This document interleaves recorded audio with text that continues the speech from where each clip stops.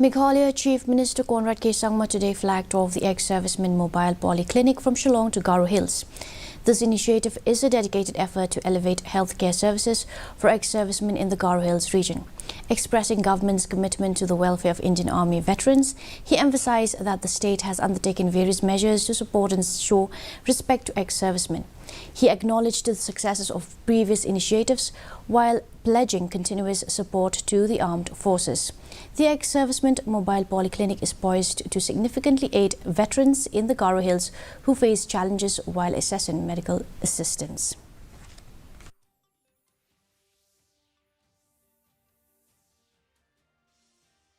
With our humble endeavors. Jai Hind. Politic है, इसको आगे बढ़ाने के लिए और सर्विस अच्छा देने के लिए अलग अलग जो भी सपोर्ट हम लोग स्टेट गवर्नमेंट से दे पाए, मैं चाहूँगा कि हमारे हेल्थ डिपार्टमेंट से हम लोग दे।